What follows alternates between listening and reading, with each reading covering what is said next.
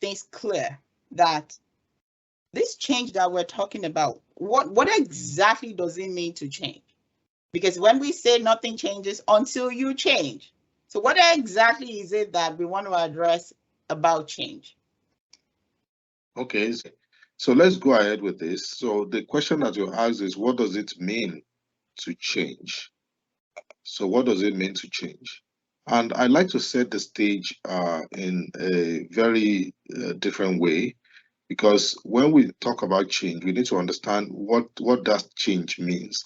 You know, when I was setting the stage initially, I was talking about the internal change within us that helps to drive the external change.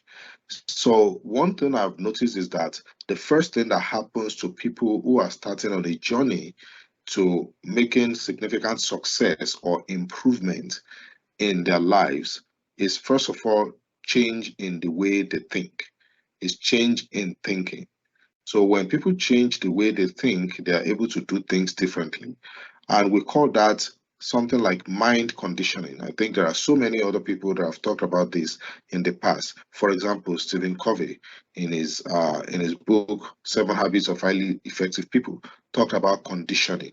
So the way that we think has a very profound impact on the outcomes of our lives. For example, if somebody were to climb to the top of Mount Everest, if they have not reached Everest in their minds first, it will be difficult for that person to be able to get to the summit of Everest. That means that most of the great things that we do in life, we complete them in our minds first before we do them in reality, before we actually do those things. Okay, so we need to that set the stage for us. We need to first of all know that until we begin to think in a certain way, we are not able to move in that direction. So what it means to change is to recondition our mind towards what we will really want to do or what we would like to achieve. So mind conditioning has to do with how we believe in ourselves and how we believe about our environment. It starts from thinking, then it goes into what we call our belief system. So if we don't change the conditioning of our minds, then it is impossible for us to establish a belief system that then guides the other outcomes of our lives. And I hope you know that when we talk about the mind, there are two aspects of our minds that we need to really pay attention to, or there are two sides to the mind. We have what we call the conscious mind, and then we have what we call the subconscious mind. So the conscious mind works more like what you can call maybe the random access memory of a computer, for example. So it holds all information. Like we are online now, we have this video running, we have uh, documents opening and all that. They are all those kind of information are held in what they call the random access memory. So the mind works like that, the conscious mind. So when you are thinking about something, you are pulling information from various places and then you are processing that information in that conscious mind. You are conscious of it. But after a while, the information that you process in your conscious mind goes into the subconscious mind.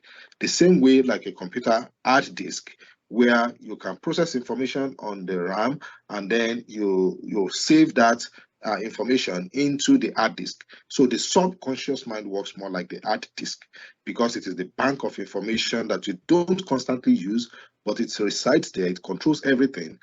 For example, if I give you my laptop, I just say, okay, this is my laptop, take. The content of my laptop is actually the content that is in the hard disk of that computer. And until I pull that out and I start using it, it is not being utilized at any point in time. So our minds work like that. Now, the content of our subconscious mind determines what we believe. Because somebody may say something to you, let's say you're in a meeting, somebody says something to you, you think about it briefly, and then you just pack it aside and you don't let it settle into your subconscious mind. It is unlikely that that thing will control your life.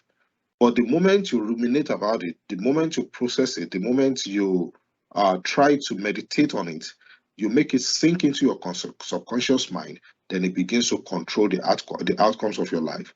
So, what it means to change is to alter the conditioning of our subconscious mind, which then alters our belief system. And your belief will determine the convictions that you have about life, and those convictions eventually become the basis of our actions. And that is what it means to change. Changing means that we change the conditioning of our minds, especially the subconscious mind, so that the information that we use to direct our lives will help us to move closer to the great things or to the great improvements that we expect for our lives. So that's the way I like to answer that question, Ruth. And back to you.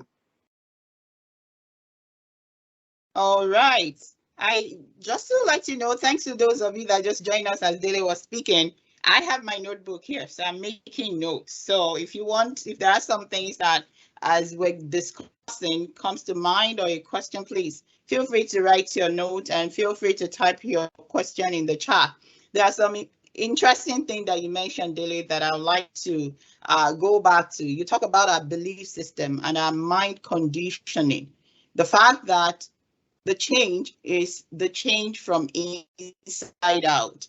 And I think that's very powerful for all of us to know that everything can happen all around us. But the change that is most critical is what we're talking about today. The change that comes from within that will then affect everything around us. And it was interesting. I actually saw someone talking about something similar last week, where the core belief is at the center of everything. That determines how we relate with ourselves, how we relate with other people, and how we actually handle our future. And I always say future is like every minute from now, because I don't know what's going to happen in the next 1 minute. So the next 5-10 minutes is future. So how we handle those incidents in our future will be impacted by our core belief. So thank you, Dele, for establishing that point. And if you don't mind, I know in your book, Pursuit of Personal Leadership, you talk about seasons of life.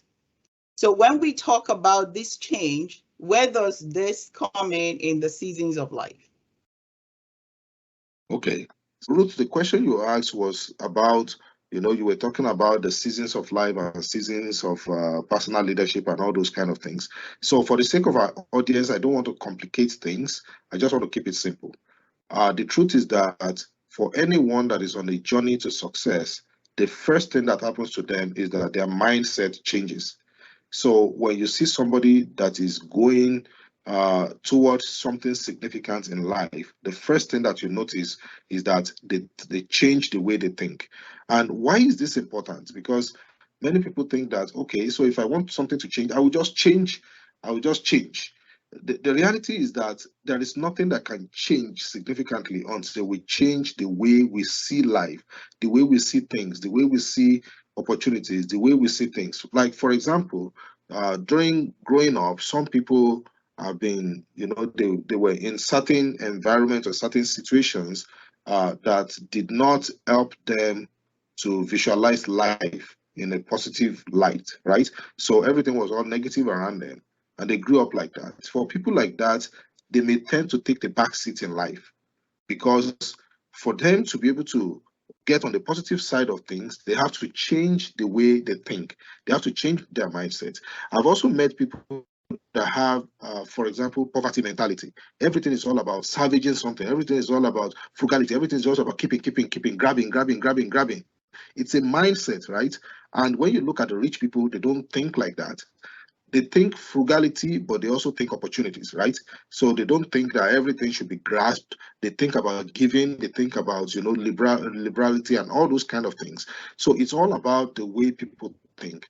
And when we look at the seasons of life, or the seasons of success, or whatever kind of season we want to call it, the first thing that should happen to anyone that is looking for a great improvement in their life is change in the way we see things. It's changing in our thought. If the mindset is not changed, there is nothing significant that can change about anyone. All right. Thank you for reestablishing that fact.